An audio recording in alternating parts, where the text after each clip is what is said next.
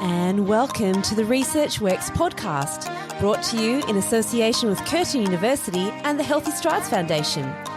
Your hosts are Dr. Dana Poole and Dr. Ashley Thornton, and together we will interview world-leading researchers in the area of child health to support your practice in being more evidence-based. Welcome back to another episode of the Research Works podcast. We have, again, another wonderful article and wonderful guest to introduce to you all today. On the show, we have Dr. Dave Parsons from Curtin University. Welcome, Dave. Oh, thank you. Welcome. Glad to be here. Very glad to be here. We love having you on the show today. We're super excited to talk about the work that formed your PhD, which I know feels like a little while ago, but it's one of those things that, just really just gets into you, and it forms a big part of how you see the world after that, doesn't it? Absolutely. It's kind of seared into my being. Well, the article we're going to talk about is going to be really, really interesting because I think there's great takeaways about it and actually really topical. The article is titled A Randomised Controlled Trial of an Information Communication Technology Delivered Intervention for Children with Autism Spectrum Disorder Living in Regional Australia. So this was published in the Journal of Autism and Developmental Disorders in 2019. And for our listeners, a bit of background about Dr. Dave Parsons, who firstly is one of the nicest people you'll ever meet, but he also graduated from Curtin University with a Bachelor of Occupational Therapy in 2006. During his career, he's worked as an occupational therapist in both the private and public sectors. And in 2012, Dave moved to Curtin University to teach occupational therapy practice to undergraduate and master's occupational therapy students. Dave completed his PhD in 2020 and conducts research in the area of cerebral palsy, hand and upper limb therapy, and tertiary education. I love that you have managed to pack so much into your OT world here, Dave. I knew about your PhD work, but the fact that I didn't know you were a hand and upper limb therapist. So I think that's a really cool bit of information. But I'm going to digress a little bit here because there is this there is this underlying little buzz between physios and OTs when it comes to upper limb. Yes, there is. We kind of get along, but we kind of just, nudge a little bit. What's that? I actually don't know. It all seems a bit silly. I mean, I love working with the physios, and I think it's just an area of practice that both the OTs and physios bring each something unique to it, but then we have to each upskill in different areas because of our undergraduate training. Yeah. But I think once you get in the clinic and you realise you put the patient first and you just get on with it. And at an individual level, I love, as I say, I always learn from physios different things, and their anatomy is just top shelf. Yeah. And I honestly don't know. It's a funny little tension that has always existed, I think. Yeah. And Sounds a bit like sibling rivalry. yeah. That's a good way to put it. Yeah. It does get pretty funny. It's like, oh, come on, mate, get on with it. Yeah. Well, I feel like that was a little bit of an icebreaker, Dana, but Dave, as I know that you've listened to a few episodes of our podcast before. Absolutely. So you have prepared yourself for the fact that we're going to ask you a little icebreaker question. You don't know what it is yet, but you know that we're going to ask it. So I thought, going down the kind of the technology pathway, because that's what we're talking about today, it felt very topical to ask everyone, when did you get your first mobile phone and what kind of phone was it? Yeah, I would be called a late adopter of if we're using our tech talk. It would have been first year uni. I didn't get one in year 12. I got one after, so that's back in 2001. God, that's pretty generous giving me a 20 in there. 2001 is when I finished. So 2002, 3210 Nokia, old school, little smaller than the brick, which was the 5210. I loved that with Snake 2 on it. Yeah. Was it like a greeny colour one? Nah, mine was like a little white one, and it was like the size of my palm when they kind of decided to get smaller and smaller as far as they could, and then they kind of went backwards and wanted to get the bigger screen. But the 3210 in 2002 was my first one. Wow, you've gone with years there, which has challenged me a bit because I'm really thinking. I was 16, I think, when I got my first phone, and I only got it because it was my dad's old phone. So he had like one that he got to use for work, and then he got a new one. So I inherited a Nokia 2110, I think it was, which was the big kind of brick one with the antenna. Yeah. And I thought I was really lucky because you could take the cases off and put like different cases on and different little jelly keypads in there. That's right. Yeah. So I used to, much to my dad's dismay, I used to paint the case with like glitter nail polish. Aww. So it was a black case and I painted it with glitter nail polish and I thought it was really cool. Oh, yeah, really, really cool. Yeah, and then his phone broke, so he had to take it back. So he had this phone with a glitter nail polish cover on it. Imagine taking that to the office. Yeah. Everyone puts their phones down now on the desk when they see him, just be like hiding it. Yeah.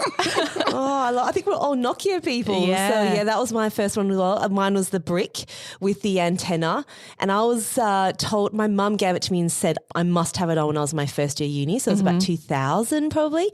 But I never turned it on. I never saw the need for it. It just seemed so pointless. And I still remember how versatile it was. I remember getting home, taking all the stuff out of my bag, and my phone drops onto the floor and it shatters into all its little pieces. Yeah.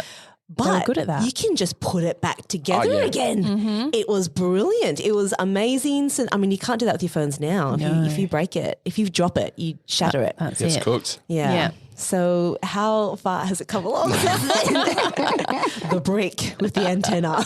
Do you remember you used to do text messages and you had to like click the Hold the button down to get the letter that you wanted. And everything had to be like in a minimum amount of characters. And so you're like, Yeah. And back then we didn't really have the short sort of, LOLs or whatever they were. Like, we really didn't use them. I think we started that trend is probably what happened. So That's kids exactly these right. days, we contributed to that. We worked hard, man. Oh, yeah. Did. Those fingers. Those texts. you wouldn't see an early 90s just punching them out over 120 characters. Oh, good times. Anyway, you better get on Times. Yeah, let's get on today. I can see the come on, mate. All right, well, let me go into the overall structure of this paper. So this study aimed to explore the effectiveness of the therapy outcomes by you, or the Toby iPad application, as an early intervention tool to augment existing therapies to improve visual motor, imitation, language and social skills in children with autism spectrum disorder between 2 and 6 years who reside in regional areas in Australia. So there were 59 children with ASD that participated in this waitlist randomised controlled trial.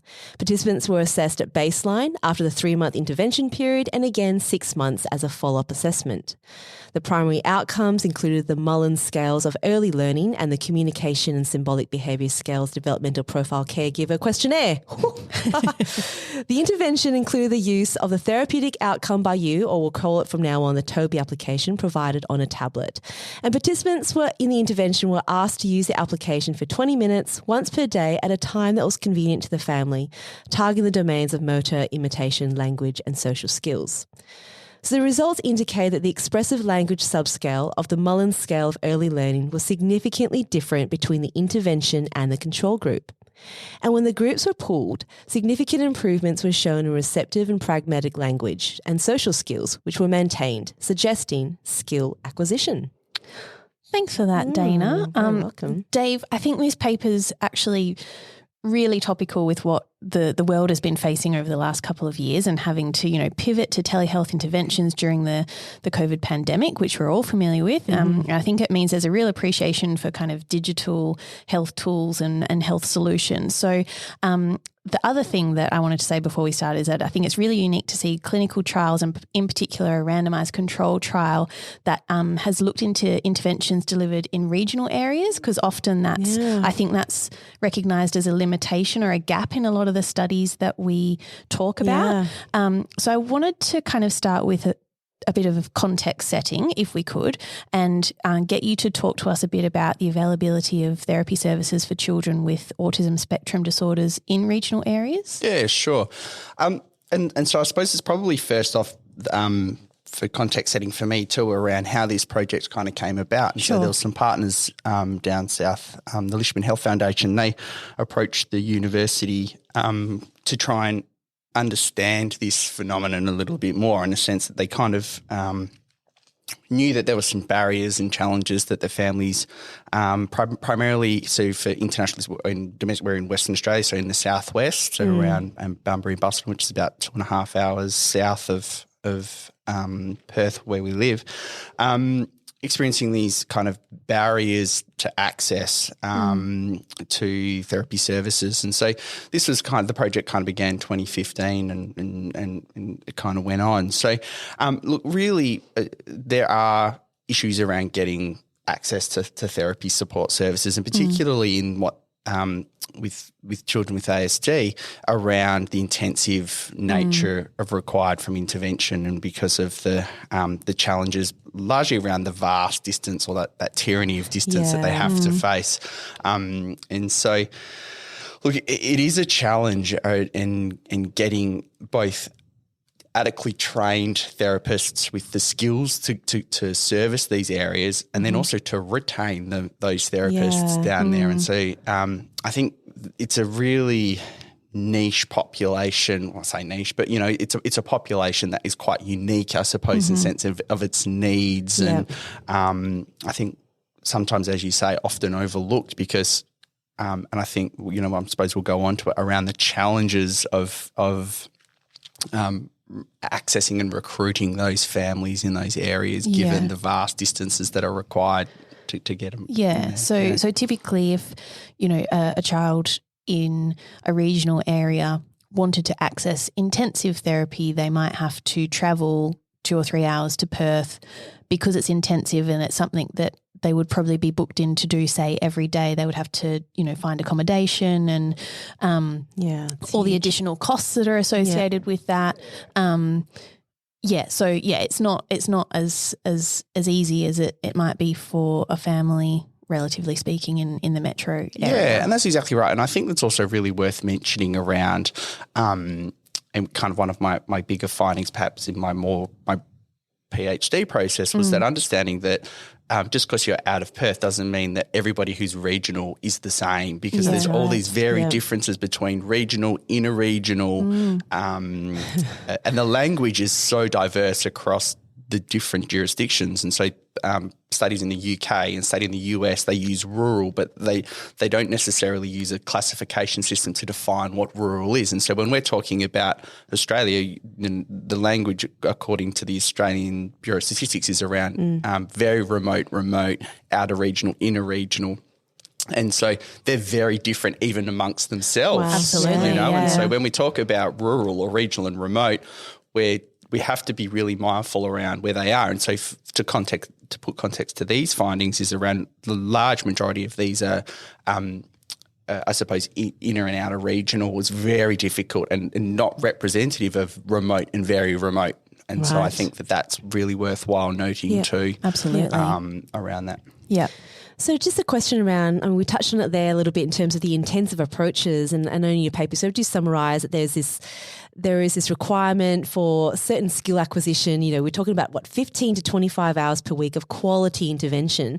Can you just give us a bit of a summary so we can understand, what does this intervention actually look like? Why is it that intensive in terms of the number of hours? Well, I think I think it's about the repetition, and it's about particularly around some of the approaches that the Toby uses. It's kind of based around ABA and understanding that, so that's applied behaviour. And so I suppose what to be really careful around saying that is that it's underpinned by these principles. It's, ABA isn't an intervention per se. It's I suppose a philosophy of interventions. And so it's really about that repetition and intensive need at really critical periods. And I've listened across a number of your podcasts, that super important period of their life for these children to develop some adaptive skills to be able to implement those skills in their really to hit some really key developmental milestones that are the precursor to further skills as they go through. So, look, that 15 to 20 hours is a lot of time. It's a lot of time, especially for young children, like we're talking about. Yeah, that's right. That's exactly right. And 2 to 6, and again, you'll see as we go through the paper around how just difficult that is for families to do that. And I touched briefly in this paper around, there's a 2014 study done by some colleagues is around, say in WA, and we're talking 7 years old data. It's about $35,000 a year cost per annum for a child with ASD, and the vast majority of that is around loss of income for the parent. Yeah. Yeah, so it's a huge amount of commitment and work, but it really is all about that repetitive nature and building on those wins and reinforcing those skills to help them with their. And a lot of that is face to face. Is it one-on-one or is it group setting? Like, what does that usually look like for these kinds of interventions? Yeah, look, I suppose. I think it's varied. A lot of it is face-to-face, but I think a lot of that is also, depending on the model and how that's delivered, a lot of it is done at home as well, and trying to take that, so the parents kind of being I suppose, trained to do that PMID, and that's what the Toby is. Yeah. But, largely it is face-to-face, but that's incredibly expensive. Yeah, and so I think that's where these types of interventions are really coming from, which is around particularly parent-mediated and kind of ICT or technology types of interventions, which is to trying to work out different ways to deliver that high volume of therapy that is in a sustainable way. Yeah. So talk to us a little bit about information communication technology or ICT. You touched on it briefly just then, but what does that involve? Look, it's a really broad umbrella term, and I think usually it can mean a variety of things. And so tablets and so, an iPad, it can be teleconferencing, any kind of technology that's being brought in to as part of that therapeutic process, I think is as broad a term as it is. I don't want to be too kind of narrow with it. Yeah, particularly with the Toby, that was all around an iPad application or a tablet device. Yeah. Yeah. And the use of ICT in autism spectrum disorders, is that quite commonplace? Oh, I think it's becoming more so. I think there's a natural tendency for people to see children with ASD having an affinity for technology. Sure. It's predictable. It does the same thing over and over again. And I think some of the traits for some children with ASD, not all, but are around that they really do have an affinity for that ICT. And so as a result of that technology, it is a beautiful or it makes for a really strong mechanism and effective mechanism to try and deliver intervention, because the child with ASD is more willing to engage with that. And not all. I think it's really important that we say that. It's not every child. And again, we found that in this is that not all children enjoy it. And I think the one thing that we didn't do is, and maybe we might not talk about this, but I think it's really important, is around the negative aspects of technology with this population, and that trying to get it off. And that caused a lot of problems, was around being able to transition off the iPad or off the app into other activities. And so that was a really unintended consequence of it. And that's quite it's often talked about as a significant issue for all children engaging with technology, particularly iPads. I think there's a bit of research around, the fact that they start to feel it a bit like it's an extension of their body. So when you then remove that technology, it's quite difficult for them to transition to other activities. So I imagine, even more so for children with autism spectrum disorders. Yeah. So interestingly there then, in terms of like the application itself, so therapy outcomes by you, or Toby for short. Can you tell us a little bit about, what this application looks like and how is it sort of set out? And, So, it was designed in WA by some computer scientists, psychologists and speech pathologists. And so I had nothing to do with the development. And I think that's, again, an important point to note out, that I wasn't involved at all in the development, and it was kind of already up and running. And then my PhD was around using or evaluating that with the families in the regional and remote WA.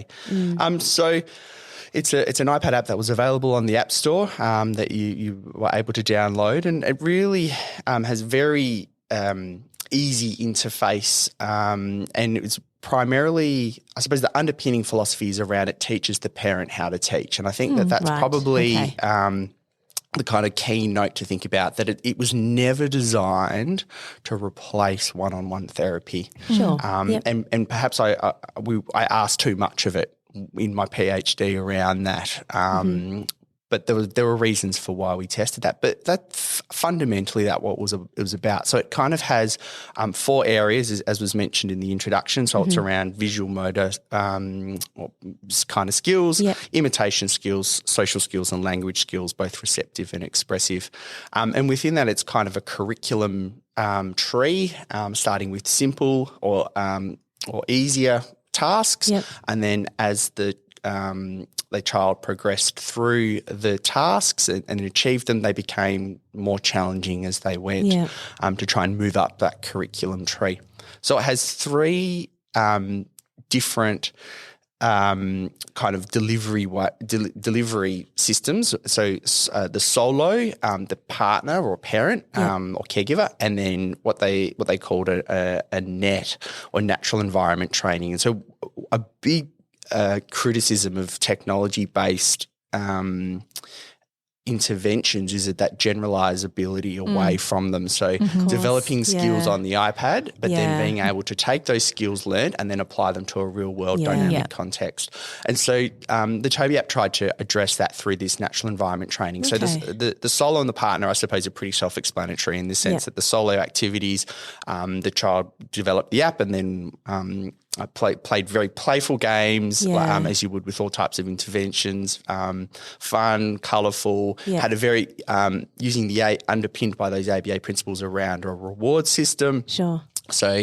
as they achieved the tasks, they were delivered with rewards, which they could then choose from a series and then play them. So that was the solo activities, and then the partner activities, so around the social skills, so this kind of more joint attention type, eye gaze, those types of skills, and then the natural environment, which was I suppose the most challenging part of it, which was then trying to take those skills in the partner and the solo, and then to try to incorporate them in everyday tasks. And so things like using there's lots of instructions in there for the parent. So the parent was really able to follow very clearly what they needed to do. These are the instructions for the task. You press this button, move forward. You need these types of household activities. So it could be like, we're doing the washing. So we're doing matching in the washing, and doing shapes and things like that. So,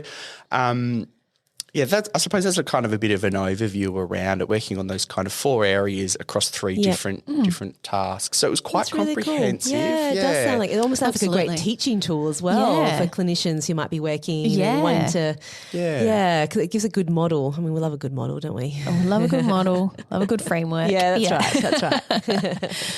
So, Dave, just to thank you for such a beautiful explanation of the app and how it works.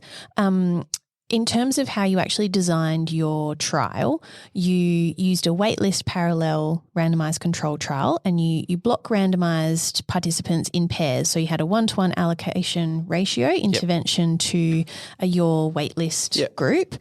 Why did you choose to design your study in that way? It was it was purely down to, we just wanted to we didn't know if we were going to get sample size. Sure. Because it was a PhD project with finite resources and finite time. It was around making sure that as we went through the recruitment process, that we were kind of getting equal numbers within each of our groups. Yeah, and particularly, working with regional populations, you don't necessarily have that ongoing face-to-face contact with them and, to kind of touch base and see how they're going. So, I imagine that, attrition rates and dropout rates in regional areas are maybe a little bit higher than what you would see. Very high. Although this study was done, so there was one done in the Metro Perth area, and then it was kind of done at the same time. They were just finishing up before we started. So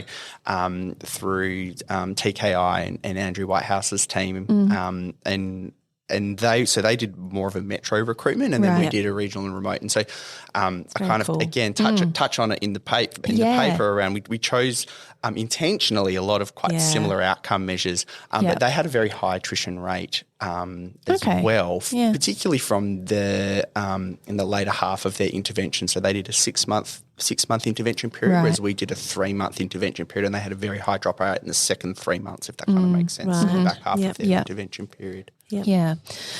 So then in terms of your intervention, so your intervention group were given the Toby app and they practiced at least 20 minutes on Toby daily for the 3 months, or that was the idea. And then the wait list received an iPad but didn't have access to the Toby app.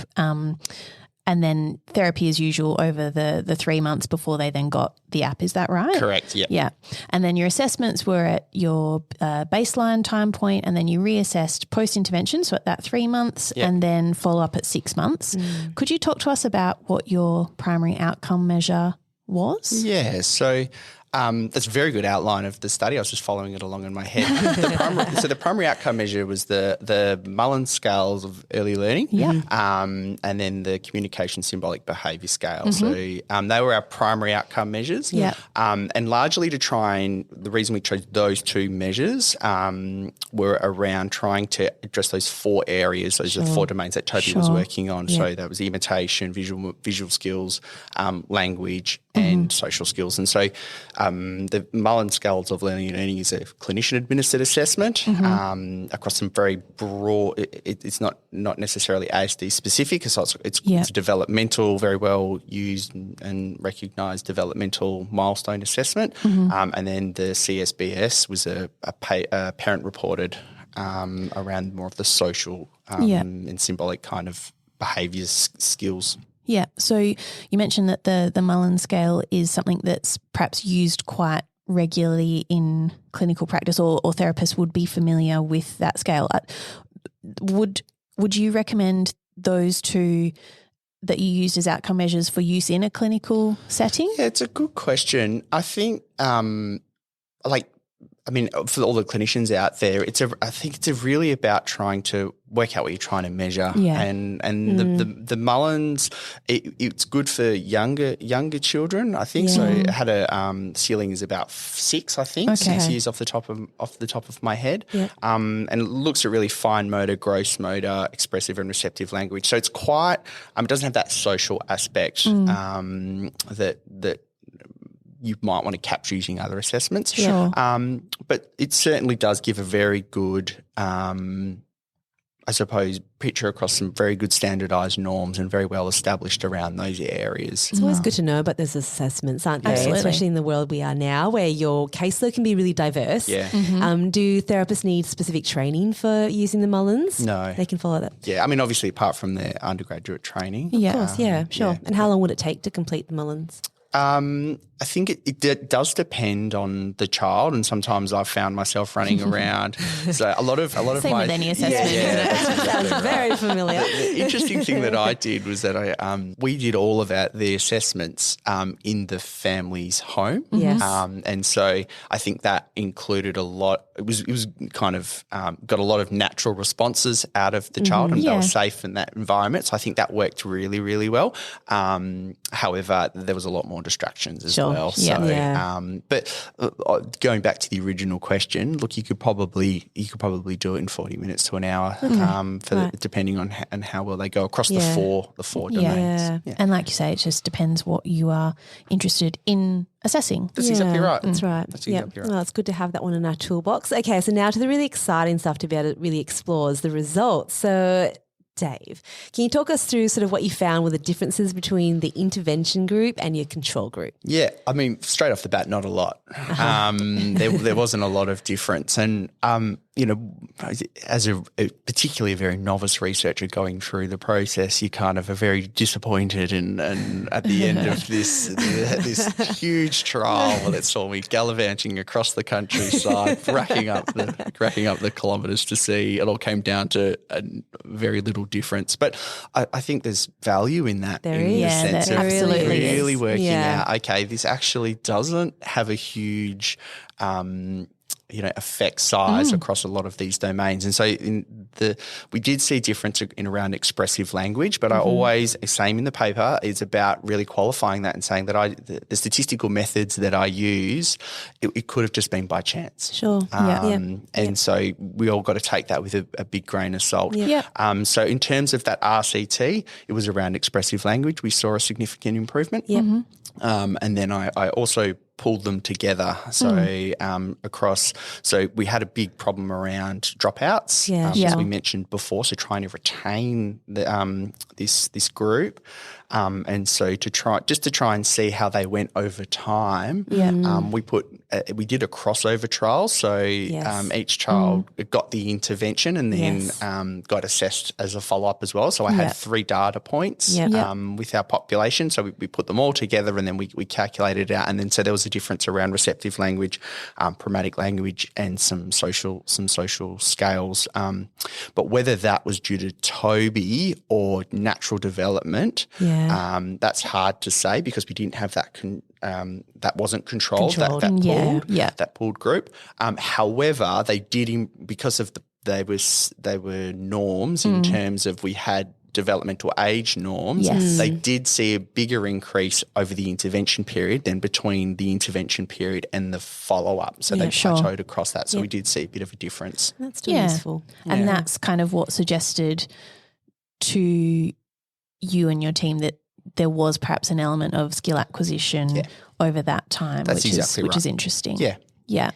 But I think in that, I completely understand when you do a big study like this, you are looking for a significant difference somewhere and you sort of pin your hopes on that. And then that's why we have hypotheses and that's why we test it. And I think the fact that we still publish this means it's actually really, really important. Absolutely. Because otherwise, you can make any claims about any particular intervention and say something and people might invest a lot of time into that where they can invest elsewhere. But I think there's lessons to be learned from this, aren't there, in terms of the role of ICT perhaps. So I thought maybe let's go into that part of it now because I think that's really interesting to talk about in terms of, the requirement, dropouts is one thing and the requirement of the 20 minutes in a day, which doesn't sound like a lot, but at the same time, it could be a lot to ask for families at that time as well. So, particularly of young children. Sorry to jump in. Absolutely. Exactly right. I mean, that age group as well. It's hard to sort of go, okay, we're now going to find this time. So, what do you think about that? So, in terms of the role of your dosage wise, and what would you recommend? I think there's probably some role here of dosage, isn't there? Yeah, there is, and I think one.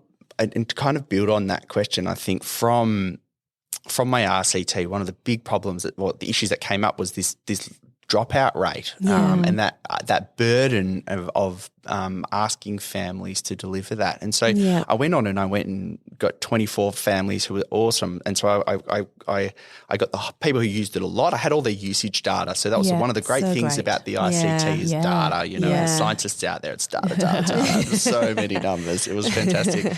And I was able to extract how much they actually use the app at an individual level. And so I got the high users, the middle users and the low users, and I went and interviewed them all, 24 of them. So about half of the parents. Right. And I suppose the outcome around that is that a lot of things fell out of that, but one thing that really stuck with me was around parents just sometimes want to be parents, and they were trying to find this 20 minutes in a day of a very hectic life of often siblings and the children in my study were a little bit older, and we could probably speculate why that was the case, compared to the Metro recruitment from Andrew Whitehouse's study. Mine were about double the age, so they're about 5, and so these families were juggling a lot around that time period, school and siblings and pickups and drop-offs, and there's only so much time in that day that and then to add 20 minutes on top of that was actually quite considerable. And so I think the vast majority used a lot of the solo activities Right, and perhaps sure. not so much of that partner and natural environment training, which I think they found quite difficult to bring into their day. So I think it's a lot. Like it doesn't sound like a lot, but it actually is. Yeah.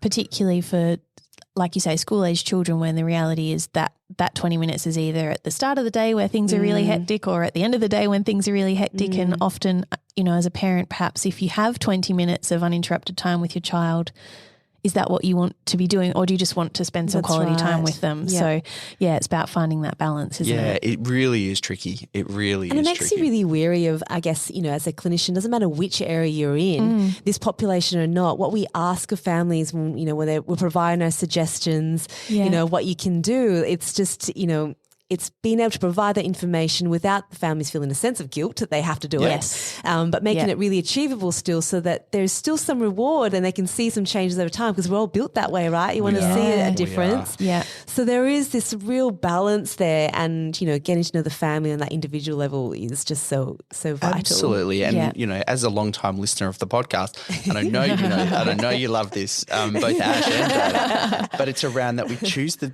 ones with evidence. That's right. right. Like this is precious time, and if we're asking families to do, we need to make sure that it's going to work. Yeah.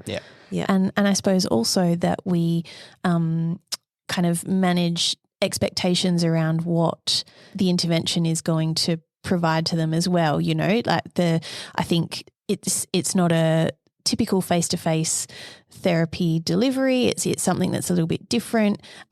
So is there, do we have to have a conversation then with families about the reality of what the app is going to provide them, what the outcomes are going to be? Yeah, I think we do, and I think we need to be really upfront around that. And I think again, coming back to the app is around and my recommendation, it's complementary. So it's on top of as opposed to a replacement. And again, in my interviews around families in regional and remote, that came through so strongly. They were like, it was easy to use.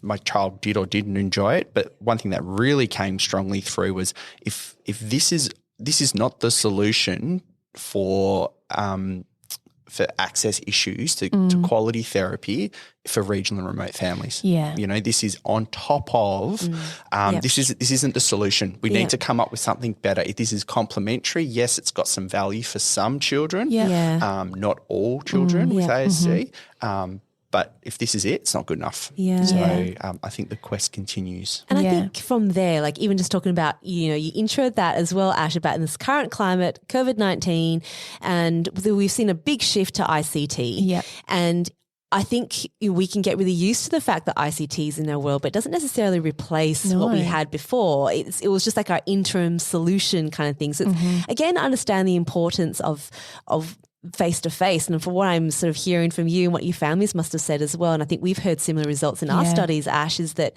parents do want to be parents, and there is a role for clinicians, and there is that expertise that people are looking for, and it really is that partnership, isn't it? It's not one or the other. Right. Yeah, absolutely right. And ICT is, I mean, and we might lead on to this conversation, but I think it's a great tool. But technology for technology's sake is if it's not underpinned by a good theory, by good feasibility of assessment and testing, making sure it fits in with the people's lives, then it's just another piece of technology that we will just discard because it doesn't fit into our day. Yeah. And, we've kind of touched on this already, but I think one of the big take-home messages is that there are differences between how we service our metropolitan families and our regional families in the case of your study. So it's really important that, when we're thinking about those face-to-face interventions, there are different approaches for servicing and sustainability in regional areas. Do you have any thoughts about, what those different models might look like? Oh, look, I don't. And I think it's almost like the golden goose. You know, everyone's trying to work out what is this natural tension around attracting and retaining quality staff, and dealing with issues around sustainability and travel. And I think each family is in a different situation. And as I said before, when we think about regional and remote, we have to be real. It's a very big term that encompasses a lot of different characteristics. And so we've got to be, really mindful around that. But I think it just goes back to those really kind of core principles, which is around, speaking with a really individual approach and really building a relationship with the family to work out what they need and then developing a strategy that way. It's a really vague answer for a really tricky problem. I get that super slippery. I've just kind of weaseled out of that. No, that's fine. But I think the other point is that, if we're using ICT, that it's to support, not to replace. That's exactly right. That's exactly right. And it just can't. That human interaction, I think, is super important. Absolutely. And I think we've all found that even during COVID-19. It's got some uses in some areas for some tasks, but it's not the silver bullet to fix everything. At the end of the day, we talk about the principles of effective interventions, and I know we've got international clinical guidelines for cerebral palsy that are out. There are a lot of a lot of the recommendations actually spill over to so many areas. Task specificity is one thing. So practicing the task in the right setting, and that's that whole NET, which I haven't heard NET before, but I love it. I'm going to use that a lot. So natural environments. And I think that's really important to think about that, and the role and importance of dosage and having those honest conversations about, how much time can you spend on this? What's the best way to spend your time? And what are the outcomes and your expectations? That's goal setting. It all comes back down to that, doesn't it? Absolutely. And being really specific about your context, I think, is the thing that I've really brought away from this as well. In terms of your work, you do have to think about how you're carrying it out, and I love that you've explored it. I think that's really, really vital. So Dave, after all of the lessons learned and all the hard work that you put into this, this paper, but also your PhD as a whole, what would your recommendations be for future work? Where to from here? Yeah, it's always a great question, and it's one of the ones that I really do enjoy as well, because you can just be super blue sky thinking around where it is. I suppose when I reflected in preparation for this, I kind of went back to my thesis, and anyone who's done a PhD, you kind of as soon as you send it, as soon as you send it, you close it, you never look at it again. Because as soon as you do, you find a typo. That's right. Anyway, dangerous. Well, so dangerous. Anyway, I kind of went back and just did some reflecting, and over the last period in the lead up to this around, and it really comes down to technology, like everything that we do. The barriers that I faced around dosage, the issues around, trying to recruit, everything. It's just about, and even coming back to designing these ICT interventions. So I think the future, what I think really I can add to, or my work adds to, really is around for future types of interventions delivered by ICT.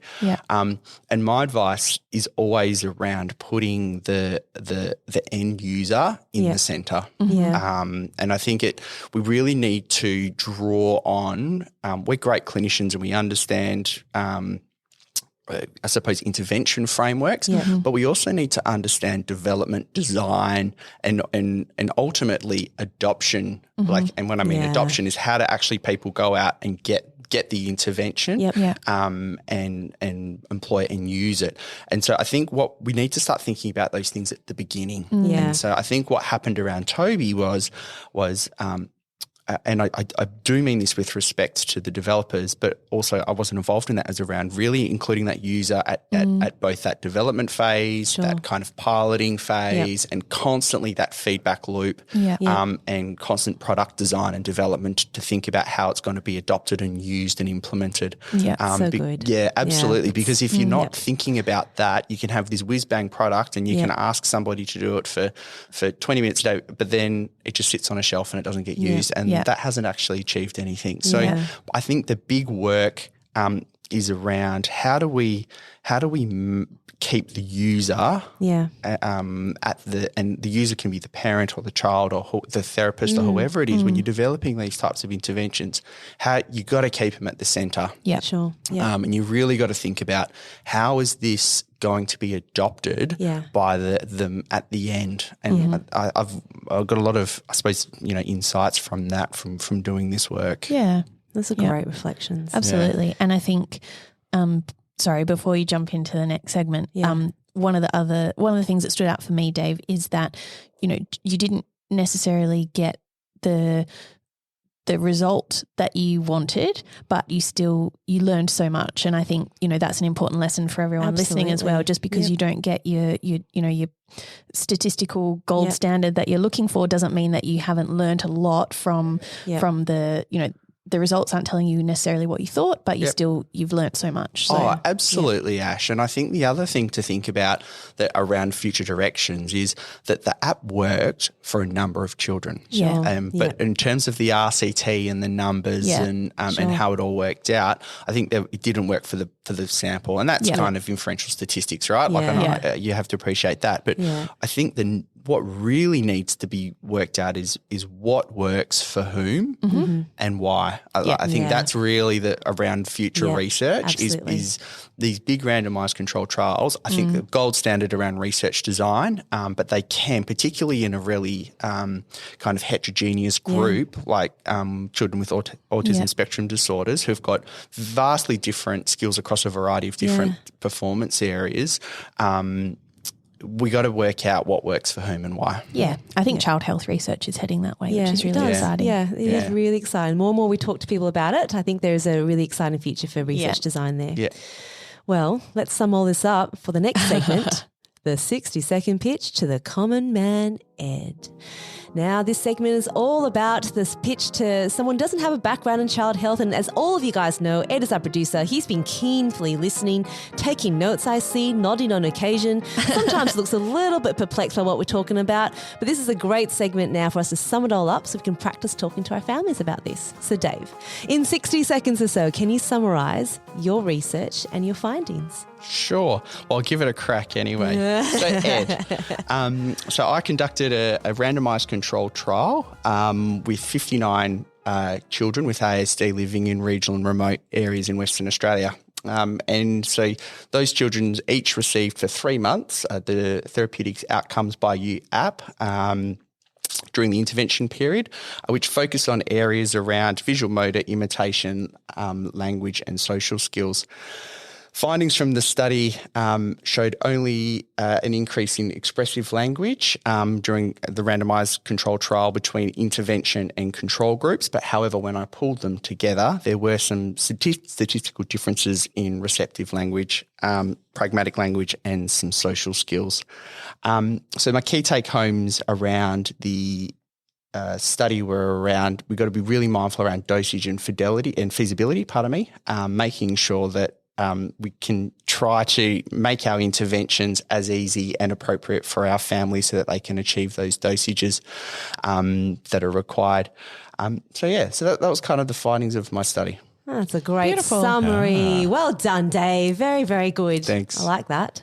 All right, Ed, you have a question. So I'm limited to one this week. Well, we'll see. Squeezes another one all the time. I'm going to overrule it. You can give me two. Nice. So I've been getting in 2 questions over the last couple of weeks. Go on, give me 2. Cut his mic. So I'm quite interested in technology and I love how technology is obviously being utilised by broader population for lots of different tasks, and in therapy obviously it has a lot of benefits. I'm really intrigued about the length of your study. It was three months, if yeah, that's right. The intervention period was 3 months. Yeah. Okay, so I have a minor IT background, so I think about things from an application and development perspective, and I'm intrigued about technology fatigue. Like we kind of get tired or dispose of apps that we don't like or we don't engage with. So I'm curious as to whether the 3 months was long enough to find any technology fatigue from a usability and ease of use, user interface, that sort of perspective, or whether it's something that you think might occur in 6 months or 9 months or 12 months and what ramifications that would have then on utilising that kind of technology. Yeah, look, I think it's a super good question, and I can add a little bit to that. And thankfully, we have this parallel study that was done, and so we have this 6-month usage period versus our 3-month usage period. Nice. And there was the 3 months, I think, was the sweet spot. If I was to kind of as a strength of the intervention itself, we did see a very sharp increase at the start. As I said, we got lots of this data, and then it did fall away as the 3 months went. But families were able to generally go across that 3 months. But certainly the Andrew Whitehouse's study showed a marked drop after 3 months, between 3 and 6 months in their usage. So look, I think that's something, again, I do agree that technology fatigue is a thing, and what we've got to think about is that these kids aren't just using this iPad for the Toby app or for their intervention. They're also using it for Minecraft. They're also using it for YouTube. They're also and so we have to, again, and I didn't get time to really unpack this in my study, but it's around what is the negative impacts of using technology as a therapeutic intervention. We talk about the strengths and we talk about how it can overcome these things, but what we aren't really thinking about is what are the costs of that. Yeah. Okay. So I don't know if that answered your question or not, but yeah, look, I think it's a really interesting insight, and I'm going to use my second question now. Here we go. Getting the evil eyes. don't worry about it. Don't worry. Just look over here, mate. Don't look at them. Just look at me. It's taking liberties. I know, he is. Well, I can edit this part out. So I guess my second question now is there's been a lot of press and publicity about China's restriction on video games, so online video games. I think they restrict kids under 18 to 3 hours a week. Given the kind of population and ASD, like, is there maybe some studies or research or information that would be beneficial in terms of like the limitations of technology, and then you could utilise, like, segment off a part of it that would be useful for therapy and a part of it that would be for leisure, I guess, but whether that's impactful. Yeah, look, it's a great question and one we don't have the answer to. I do know that there's some big research projects that are currently undergoing around the digital child, and there's a lot of work through some colleagues around those exact things. So using technology in an education space and using technology from a health space, and then trying to help with those guidelines. And certainly as a parent of my own with two young girls who love a screen, I really do. I struggle even myself to try and limit that and to try and understand this very, there's guidelines for this and guidelines for that. And I think it's also around understanding that it again, ICT and screens are a tool to deliver something. And so it's not just putting it in front of a screen. It's what's the content? What are you using that technology for? Is it, am I sitting there reading a book with them using a screen? Well, is that the same as them sitting there trying to blow bubbles or play Minecraft? So I think it's more around the processing that's happening. But again, there's lots of questions there that I think as a society we're all grappling with around how do we manage this technology that's effectively being thrust on these young little developing brains. True. Yeah, so true. There you go, Ed. PhD for you. Well, Dave, thank you so very, very much for your time today. Pleasure. We've loved chatting with you, and we've loved just learning all your findings and things that we can really take home. Absolutely. Yeah. So for all of our listeners, remember you can always get access to the paper or the links to the paper and know a little bit more about Dave through the links on there as well. So researchworks.net, and you can also have access to the CPD form if you want to keep a record of your PD. But for now, we will say goodbye, and we'll have a chat to you all again next week. Thanks again. Thank you so much for having me. See you. Take care. You all. Bye. Bye. Bye.